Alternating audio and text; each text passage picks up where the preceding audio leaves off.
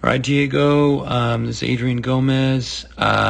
Looking forward to looking at some things that can improve your mechanics. I've looked at it ahead of time prior to getting in here, and it does look pretty solid. I'm not going to complain too much. You're at about 92 degrees into that back leg, so you're squatting very, very well. And your ability to separate your hip from your foot you're doing a great job. Your back leg doesn't really collapse, which is awesome. So I'm not really worried, and I'm not going to focus on that back leg. So at plant leg, you are pretty wide, which is great. I think, let's see here, let's do this again. Right when you plant, take it from that knee. So you're about 106 degrees, which is awesome. So the length of your legs is awesome. Your stride is good. Let's look at how your front leg sets up as you release the ball. Ball releases right there.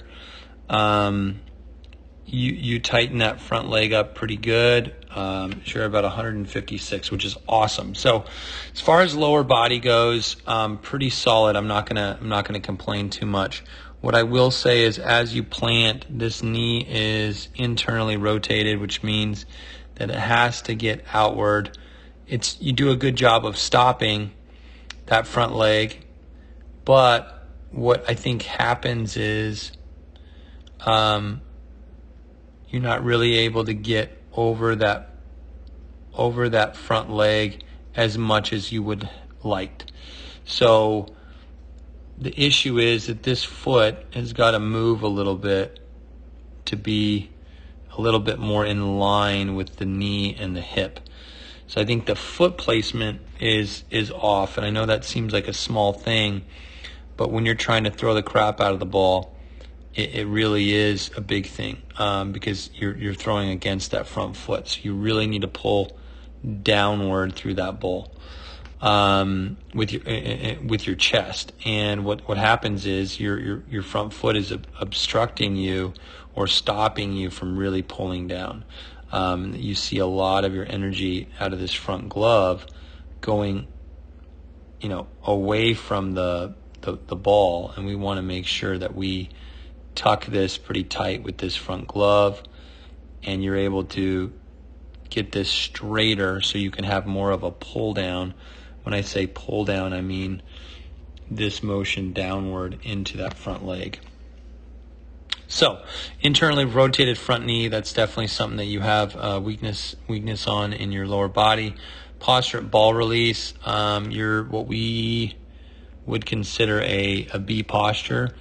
And all that means is when your posture is like this prior to throwing, and you have to shift your head this far, that makes for a lot of movement to be able to rotate your body. And I think you're not rotating as well as you should for that reason. So when you come set here, instead of hunching over, I want your spine to be back just a tad. So your head needs to shift back a little bit.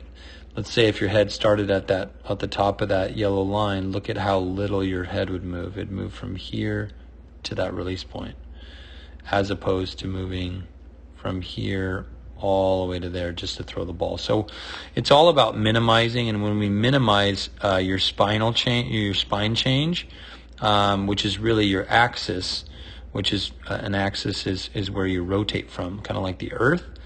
When that happens, your ability to rotate goes up. So that's going to be a huge issue.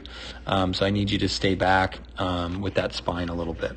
And I know that seems kind of unconventional, but you are fighting against yourself on that posture. So at release point, you're right here over that front foot, which is what I would call marginal. It's just right in the middle. I want to be later, so I want to hold on to that ball as long as I can. That's going to help me throw the ball harder. So as far as a launch goes, you're a little bit early. You're a little bit early out of that. Let's see here. So there's a couple factors that factor into that, and one is the the the, the chest extension, and then number two is the stability in your back leg, and number three is the stability in your front leg, which I think your front leg has great stability. Your chest definitely needs to drive because we talked about how you rotate, and that posture change, which slows your rotation down. So that's part. So we're going to measure those three things. So I want to get into chest extension here. So out of this back hip, I'm going to measure off your back hip up to your chest. You're about 31 degrees. This is where I think you should be, about 50 degrees.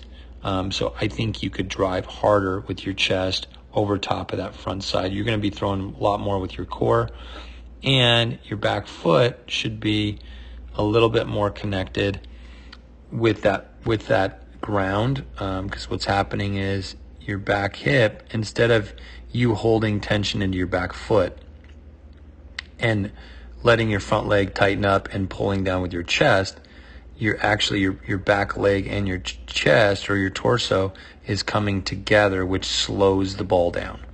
Part of that is the posture change, and part of that is just not knowing how to pull that front glove, which I think the front glove is a huge issue.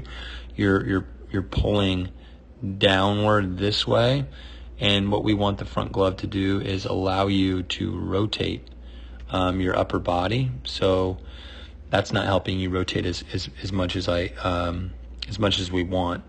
So chest extension, definitely something I want you to work on. There's drills to fix that. Front glove, early your front glove's great, and then it drops. So front glove's definitely an issue. We're going to look at high elbow right now. And you can go and write this stuff down and then go back and work on it. I think your elbow's pretty close. We want it to be 180 off of the shoulders. That's going to get even better as you rotate more efficiently with your front glove. The elbow's going to stay intact a little bit. Let's look at, and I can see your elbow this whole time, which is awesome.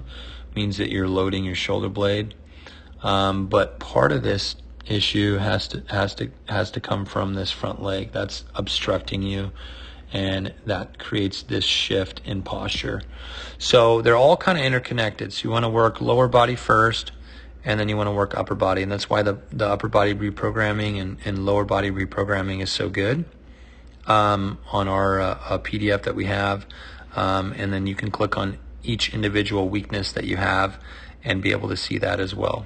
So the last thing that we're going to talk about is the hand fly out. So your maximum layback right here, and then from there, see how low your glove is. From there, your chest is going to continue to drive forward, and you see where your chest goes. It goes away from the ball, and that's what happens is instead of going away from the ball, you should be going through the ball. You should be going this way with your chest and downward to be able to guide that arm through the ball and be able to pull down. So you do have an arm fly out, so we want to speed that up a little bit, but a lot of it has to do with this front leg and the posture change. So I hope you understand this. I hope you enjoy it. Please feel free to contact me if you need it, and I'd love to help you even further. And looking forward to working with you in the future. And let me know if there's any interest there with a team, around 10 to 12 players who would be interested in me traveling there to work with you guys. So thanks so much, man, and I'll talk to you soon.